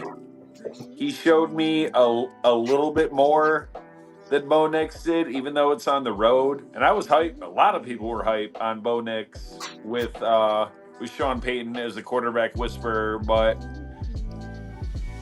until Bo Nix can surpass the 100-yard passing plateau in the first half, I've got the Steelers. Their defense is too good, and I just I don't see it. The Broncos are not as good as I thought they were. I mean, I didn't think they were good at all, but I thought they'd be better than this. That's it. I was getting ready to say, what would you expect? I don't know. I figured Bo Nix had some coming into the league at 30 years old. Yeah, okay. So, James Tatum, Justin Fields, or Bo Nix? I don't think it comes down to that, if I'm telling the truth. I think it comes down to the defenses. And when you look at the Steelers, this is a team that rookie quarterbacks usually don't have a lot of success against. So for that reason, with TJ Watt and all these players that they have, Mika Fitzpatrick on the back end, I think it's going to cause an issue for Bo Nix. The rookie quarterback is inexperienced. They're going to throw a lot of different things at him. So I'll take the Steelers. Okay. You got the Pittsburgh Steelers. I know we did Dom. I know we did James. Tyler. Justin Fields, Mr. Ohio State, or Bo Nix, Mr. Harvard. Yeah, I agree with James on this one. I'm taking the quarterbacks out of this. I think this is gonna be a sloppy football game. But what does Pittsburgh do good? Pittsburgh does good at winning sloppy football games, and I think that's what's gonna come down here. Give me a weird score, 18-11. I'll take the Steelers. Only 1 point more than last week, 18-10. Oh, 18-10. Yeah, I'll take 18-11 this week then. But yeah, I got Pittsburgh. Okay, you got Pittsburgh, and Jay, you'll get there, and I'll wrap it up with that one. I'll go a couple of points less. I'm going to say Steelers 14-10. It'll be close, but I mean, I know this kind of has actually, no, scratch that. This is not a Bo Nix breakout game. He'll get his first win in week 3 or 4. The difference is going to be TJ Watt, like Wyatt is saying in the comments there. I think he's going to wreak havoc. The Steelers defense is still the Steelers defense at the end of the day. But like Tyler said, it's going to be a sloppy game. Not a weird score. Again, 14-10. Broncos may score late and then have an opportunity to get the ball back, but then the Steelers will run the clock out. So 14-10, Steel City. 14-10, Steel City. Okay. So, I know these teams very well. The Ravens play the Broncos pretty often, so they know the Steelers back and through. I'm going to go with the Pittsburgh Steelers because I think I'm excited to say this because it's a rival. A game-recognized game. TJ Watt is the best defensive player in the game, in my opinion. Or not the best defensive player, the best edge rusher in the game, in my opinion. I don't think, when I watch this guy play, he has the same abilities of the Lawrence Taylors, the J.J. Watts, the Troy Polomalus. If you watch what they played against the Falcons, TJ Watt was the MVP of that game. 2 strip sacks were taken back because of penalties, and then he ends the game. Yep. That alone, and then I see you coming up against a Denver squad with a rookie quarterback. Oh, I'm taking that defense at TJ Watt to make a few turnovers. I think TJ Watt's going to have a big game. I'm taking his sacks. I might even take 2 sacks if it's possible because I know what that guy in that defense is capable of. I think the Steelers are going to win on the stage of their defense, because I think Denver's defense is going to have Justin Fields a little bit in a rut. One thing that was different between the Steelers last week and the Broncos this week is that there's no Patrick Surtain. So Patrick Surtain is now coming up against George Pickens, and I think that's a very good matchup that, if you watched last week, George Pickens was relied on a lot upon from Justin Fields. So if you can take him away, there's a chance for you to stay competitive. But I ultimately think I got the Steelers because I think TJ Watt, I have so much respect for him. He's my new love-hate to Troy Polamalu. I can watch that dude play all day, and I think he's going to be the reason why they win this game. So now, we continue to move on, because there's some teams that we haven't talked about. I wonder who we're going to come against next. Oh, amazing is that. This, I think, is the Sunday night? No, 4 o'clock game. Yeah. 4 o'clock game. I know it's a Sunday night. I remember that one. So we got two teams that we said earlier in the segment, like when we were talking about the Patriots. These two teams are people thinking that could be in the AFC Championship going against each other. These two teams feature two guys that people consider the top two. And one is 1, 2 is 2. And then it's everyone else. These teams are teams that we have so much expectations for. One did what they're supposed to do against an elite team. The other fell and has some issues because T. Higgins is still hurt. Jamar Chase, you don't know what's going on with his contract situation, how he's going about things. And then you also have no Joe Mixon. And then on the other side, personal experience, the guy's got burners. His name is Xavier Worthy. Now, let's go. Eeny, meeny, miny, mo, catch a tiger by his toe. Tyler, could you tell me who you got? Mahomes or you got Bengals? I got the Chiefs. A couple weeks ago on the Gauntlet, we were talking about like maybe the most overrated team in the NFL, or who, and my take was Cincinnati. I thought, I don't believe in this defense. I certainly don't believe in them against the Chiefs and Arrowhead. I know they call it Burrowhead at some point. Yes, I know people are gonna, last week, the Bengals, obviously, it was week 1, right? They're a better team than New England. All of that being said, that is not the kind of momentum you want going into Kansas City in week 2. I got the Chiefs winning this game. I got the Chiefs covering in this game.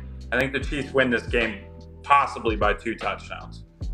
Possibly by 2 touchdowns. I can see that. I can. Let's keep going with that one.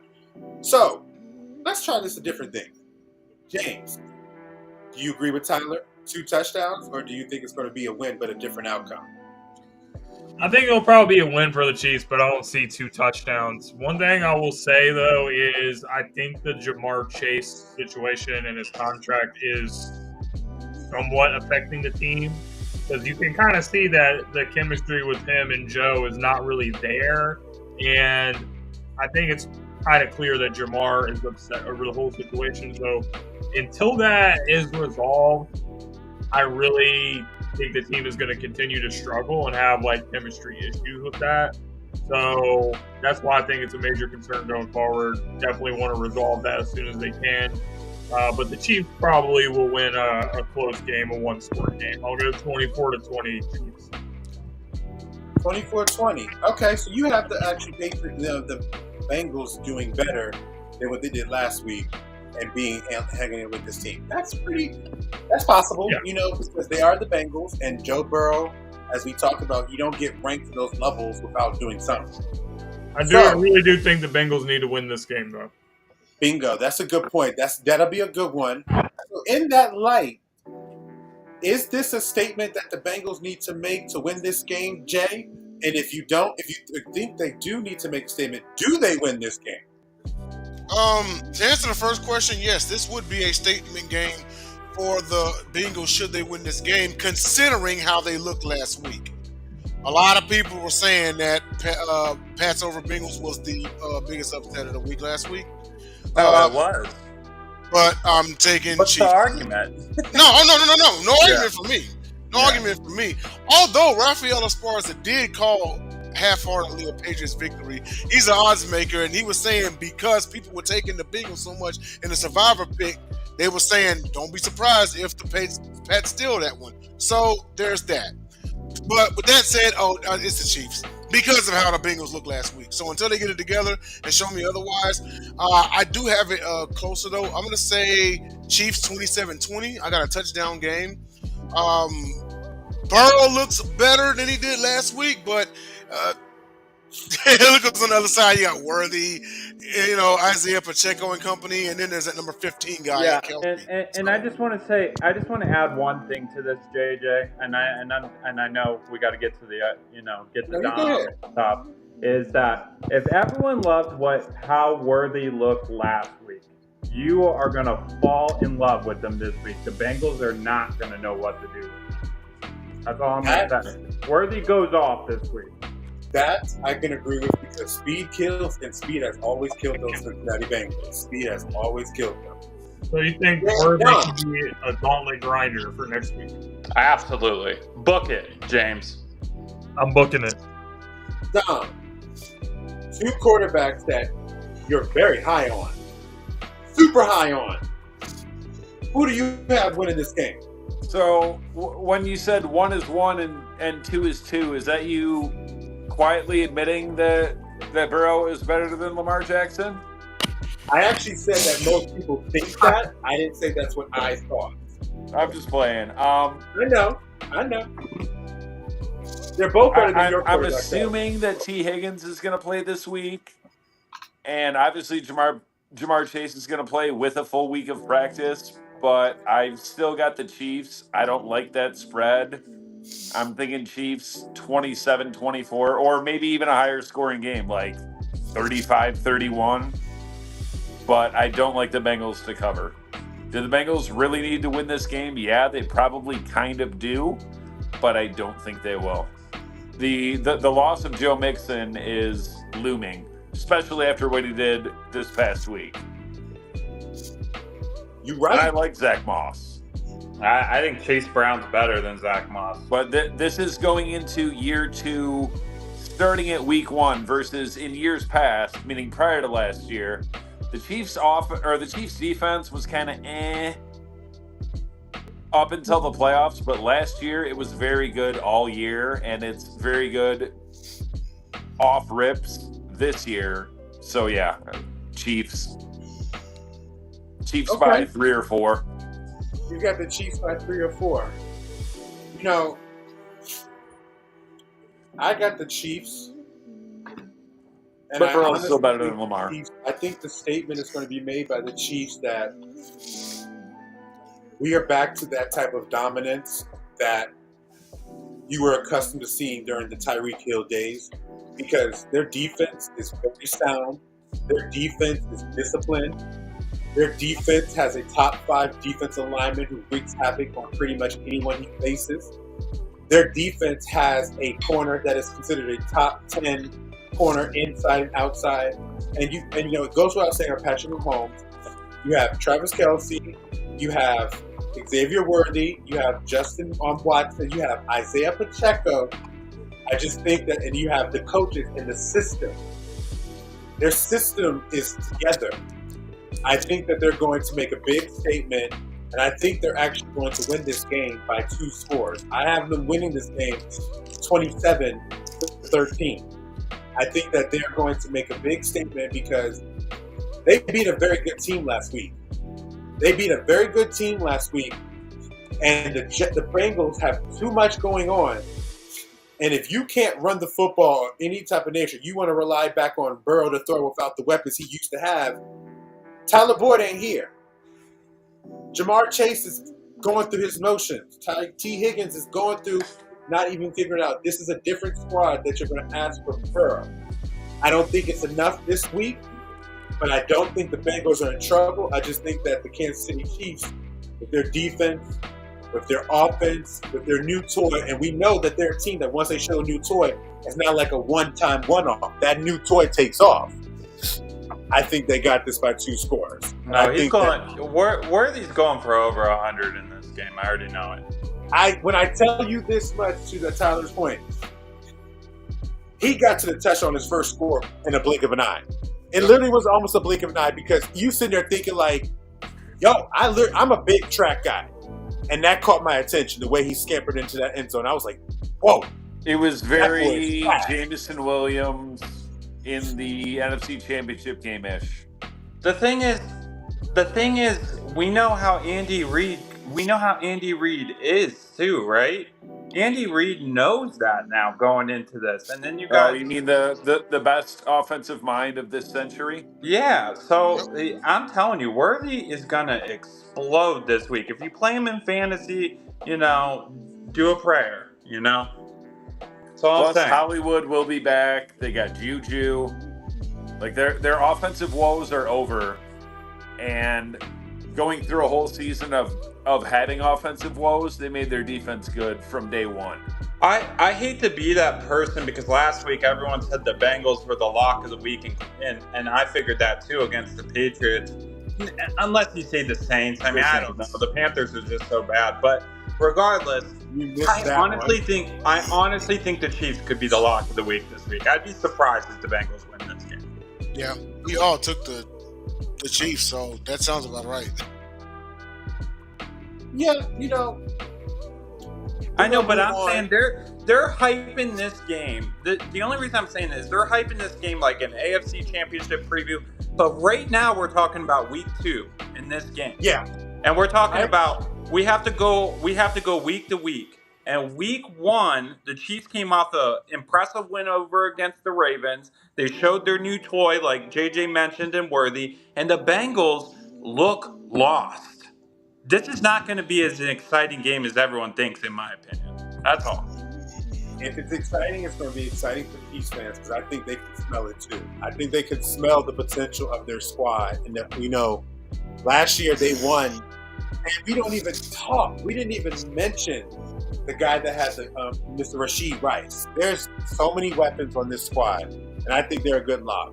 Tonight's the Sunday night game. This is a game of 2 quarterbacks that God, I hope you come through, Jay. By many people's accounts, along with Jordan Love, are the future of the NFL. If you're talking about when you saw how Joe Burrow, the Josh Allens, and the Lamar Jacksons come into the play, these are the guys that people think are going to be in that caliber to take the NFL to the next level. CJ Stroud looked pretty good. Looked in tune. Tank Dell came back, was able to get some good chunks out there. Nico Collins doing his thing. I know because I had his receiving yards, so he covered pretty easily. Thank you very much. And then you have their defense, who is going to get better and be better because DeMeco Ryans does not do anything without a good defense. Just needs some time to gel. Do the Texans cover that spread? Are we in for a shootout of young rookie quarterbacks? Or are we in for a possible not what you expect type game? I'm going to go with Tyler because he had the most to say, and I know how he feels about the team that is in this matchup in your division. Yep. Caleb Williams or CJ Stroud. Oh my gosh. Now I'm going CJ Stroud all day. I hope CJ Stroud plays the Mark Henry intro song going into this game from 3-6 Mafia. I hope CJ Stroud is lit out of a cannon when this game starts. I don't think it's going to be a blowout because of the way they kind of like the Texans mix it up, right? The Texans don't just go out there and sling it all day long. They do mix it up. They run the ball. The Bears like to kind of play time of possession and kind of milk the clock. I'm surprised they survived the Titans last week. And to be completely honest, I'm really down on the Titans. So I actually wasn't that impressed. I thought the Bears should have kind of ran away with that game. And instead they had to play catch up. So it didn't really, and Caleb didn't really show anything last week. He looked very, they got the win, but he didn't really show, there was no glimpses like Anthony Richardson showed in the Houston game, for example. We didn't see that from Caleb. I think the Texans win this game. I think they cover. I think it's an 8-point win, though. So it's going to be close as far as the line goes. But CJ Stroud wins this game against Caleb Williams. He will not let Caleb Williams beat him. Okay. You got nope to Caleb. Nope. No. Let's take it to the guy who Pain and Nails boy. Let's take it to the. Okay, I get you on that one. Let's take it to the guy whose quarterback is playing in that game, Mr. Jay Nelson. Do you have your quarterback taking Caleb Williams down? Yes, I do. A couple notes here, because and some of them were brought up on the Bears Titans we talked about last week. It did take. Now the Bears defense did put on a clinic. Yes, they did, and their special teams. But it took a Titans choke job to do it. The Texans will be looking at game film and basically saying, okay, the same mistakes that Will Levis made, CJ's not going to make. And we get a lead, we hold on to it, and we keep their foot on their necks. Joe Mixon had 30 touches for 159 and a score last week. The only thing, now I don't overlook any team.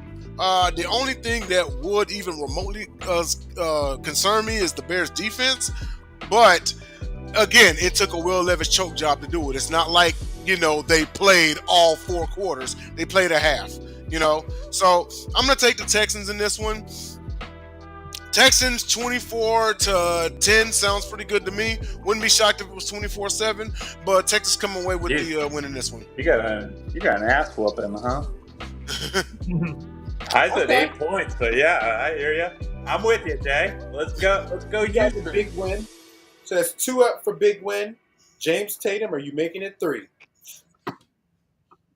Yes, I am. And the reason I'm going to say this is because when you see the Bears last week, this was a team that got so lucky to beat the Titans. The Titans were up 17-0, had them where they want them, and they just completely fell apart. And I don't think the Houston Texans are going to do the same thing at all. If you give this team opportunities and turn the ball over, I think C.J. Stroud is going to execute and put a lot of points on the board. So let him do it. Caleb Williams, if you think you can show up and have another game like this, you're going to fall behind by a lot early. So I'm going to roll with it too. I got the Texans in a big win. Ooh. That's 3. That's 3. Dom, 4-4.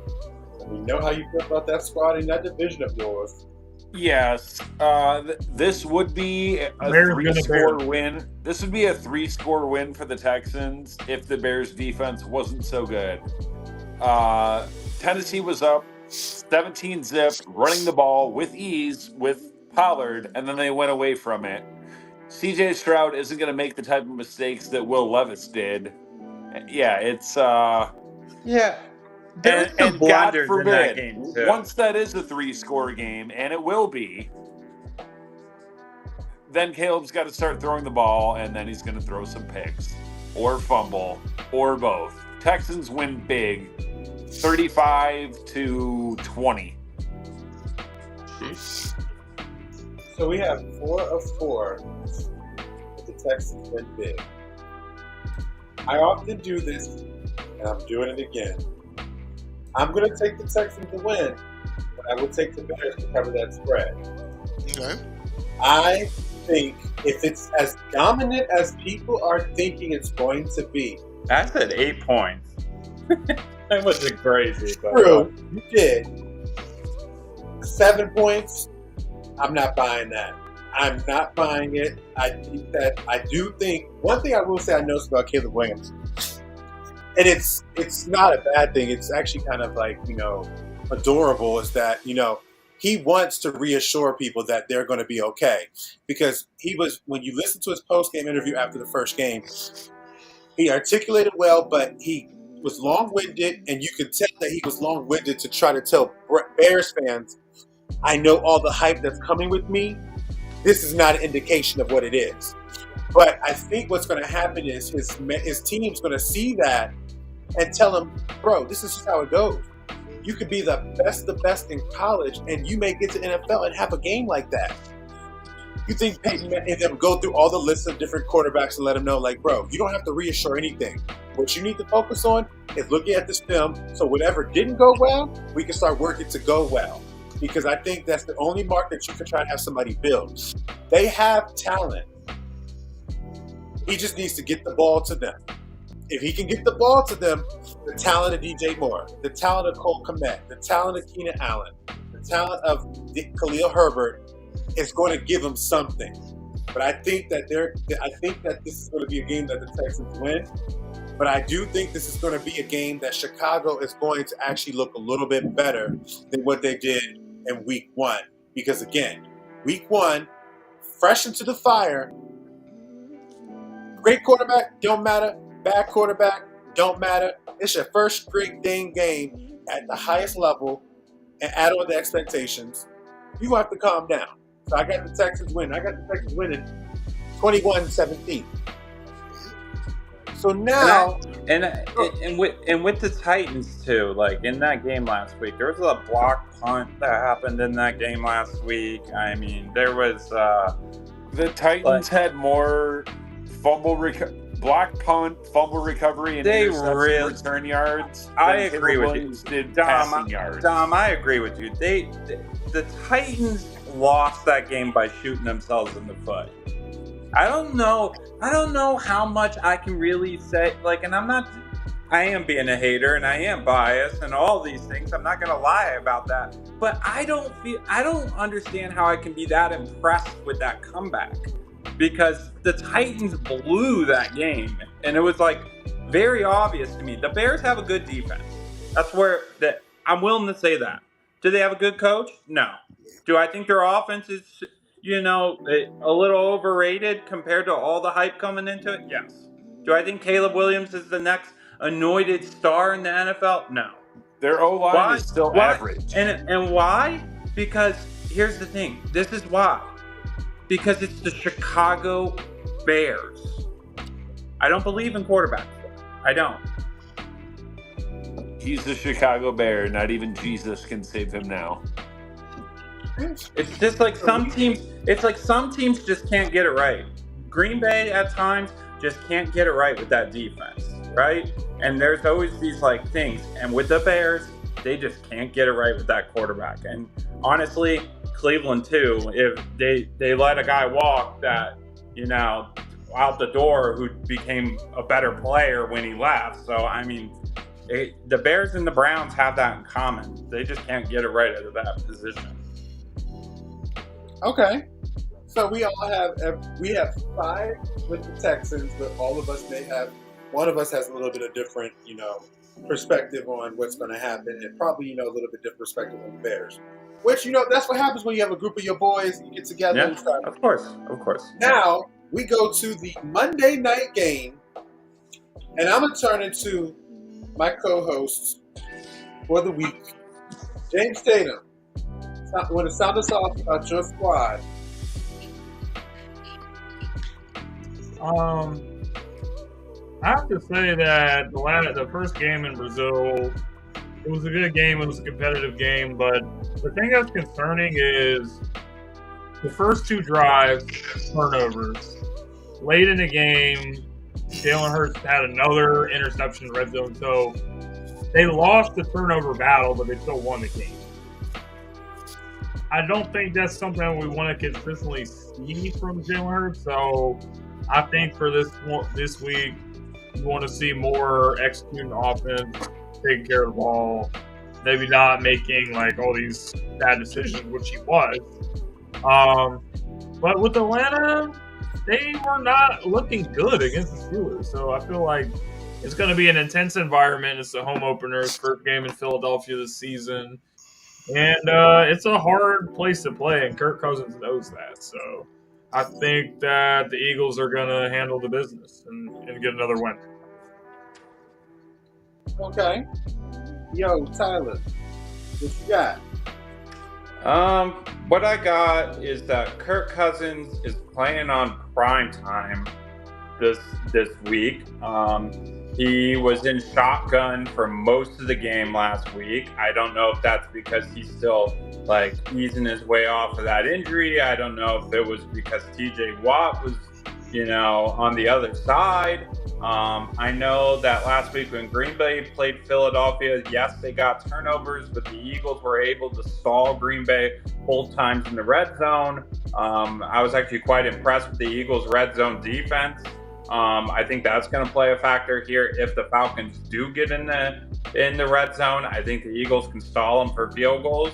And I was pretty impressed with Saquon last week. Saquon looked very good last week. I think the Eagles win this game, and the Kirk Cousins primetime phenomenon continues. All right, Kirk Cousins primetime strikes again. Can we get Jay Nelson up in here? What you got, my boy? Eagles. as James said, Jalen Hurts made a couple of mistakes his first couple of drives. I think he cleans that up. I think they continue to feed Saquon. Saquon had a 3-touchdown game last week. And Kirk Cousins at home. I mean, granted, yes, it was the Steelers' defense, but not the way you want to make your debut with a new team, especially with them paying you all that money. Again, Kirk Cousins has the best agent in the NFL, probably, okay? But Eagles 31-17. He's not going to silence Lincoln Financial Field. Bijan Robinson may be the best player on that offense on that day, but too much Eagles, especially if Saquon goes off. Yeah, lights out. Okay. Dom DeRubeis, what you got? Well, when I skipped over like the heading with the colon next to it that said MNF, I'm like, oh, maybe the Falcons have a chance, but it's Kirk Cousins in prime time. Kirk Cousins and the Falcons could be playing the Giants or the Panthers at home on Monday night and would still lose. And last week, when their defense held Pittsburgh without a touchdown, and they still could not do anything with all those weapons. Bijan, Drake London, Kyle Pitts could not even get into the end zone. Yeah, Darnell Mooney. Come on, Kirk Cousins. Shout out to Kirk Cousins for being the best stealer of NFL paychecks of his era. This era, it's Dak Prescott. They're the same dude. Same dude. Fair enough. So I guess I will end it with this segment on here, and I'm actually going to go with the Eagles as well. I think they are a team that their offensive line, it took them some time to get a little together, but they looked pretty decent this week. They still have their elite core weapons on the outside, at tight end, and running back. And their defense is going to be all right. Their defense is going to be better. There are still some questions at the linebacker spot, but I think their team is going to figure it out. I will say this, and both the men at the top are a testament to this because it happened in this game as well. Eagles safety C.J. Gardner-Johnson sometimes shoots a little too much and gets burned. And I don't think you want to do that if you want to really win this game decisively, because Kurt is a comeback guy. They do have talent on their squad. If you give them a chance and you give them a big play, it may make it interesting. But I do think the Eagles are going to get this game because I think they are the better team. I think they have the better group of guys on both offense and defense. And I think because the Falcons are bringing a new quarterback, a new whole system, a new coach, they're still figuring it out. I think they're going to be a decent team, but they're still figuring it out. But I got the Eagles winning this game. I will say I got them not covering the spread. I got them winning by like 6 points, but not get the 6.5. Yeah, and just one last note on this is because I saw Bacon coming across the screen, and I know Bacon commented on this when we talked about this a couple weeks ago. I think we're doing our division picks or whatever, and I said I thought Tampa would win this division because I don't know what the health is of Kirk Cousins. And coming off that injury, going into the NFL season, we don't know if old Kirk is back or not. Last week, he was in shotgun for 84% of offensive drives. That's alarming to me a little bit, because that's not typical. That's not what he's done all with the Vikings. So I think he can't even win on Madden playing. He doesn't want to be doing that with Jalen Carter chasing after him. And everyone just tried to hand this division to Atlanta. It's like Baker just won that division. Yeah, had the best season of his career. I think people are sleeping on Tampa a lot, man. A whole lot. Maybe we're also sleeping on the Saints. Maybe. No. Maybe I don't know. Hold on. Maybe the Saints are the real team to be a threat to Tampa instead of Atlanta. James is it's possible. Atlanta could be. The thing is, Atlanta could be the pretender of this NFL season. They could be. The top 3 quarters of that division might be 9, 10, 11 wins because they're all getting 2 wins against Carolina. Yeah, well, I don't disagree with you there. Carolina looks like. Now with that, guys, North Carolina, A&T, Miners. All right, so let's wrap it up, guys, because what happens with the fellas, and if you've been in a group of guys like we do, you know how it goes. Things can turn, so we could be at it for hours, but we do have to conclude. We got through the season, week 1 and week 2. We got our previews out. Is there any last words that you guys want to have, like little tidbits that you want to throw in, or we good? I'm good. I know Malik Willis is. I wasn't here for the Packers pick. I know Malik Willis is starting. I hope we do an end around to Jaden Reed 11 times in this game. That's all I got. Go because the Packers. next time Malik Willis throws a touchdown pass in the NFL will be the first time. Jordan Love will come back against Detroit. I just want Jaden Reed to get into action. If Jaden Reed gets into the action, we'll see what happens. Jaden Reed, Sparty Party. Yeah, he's a baller, man. So give him the ball. Let me not forget, fans, commenters, Wyatt, Bacon, everyone who joined in and was active with us and stayed with us through the entire segments, and everybody. Thank you guys so much. We really appreciate you guys coming with us. We know we can talk a lot. I know I do. You already know. But I just wanted to get that in with you guys because we really appreciate you guys coming in. I'm going to give it back to you, Tyler. Let me know what you was going to say, man. My bad about that. Just had to get that in for the fans. And my last thing that I was just going to say, I don't have a college football team by any means, but anyone that knows me knows that I'm from Illinois. I was born there and stuff. Shout out to NIU beating Notre Dame last week. I love it. Yep. Shout out to the MAC school. Good upset, and I love to see that. So good job, NIU. Way to get it. A second-tier MAC school. Yeah, good for them. Kenny Galladay and Michael Turner were celebrating. There you go. Michael Turner, yes. Mikael LaShore, too. No, he's Illinois. I thought he was Northern Illinois. Nope, Illinois. Okay, maybe not. Don't worry, no big deal. Well, guys, thanks for coming in. Come check us out next week, same time, 8 o'clock Eastern. And we'll go ahead and see you guys later, man. Bye, y'all. I'll holler at y'all.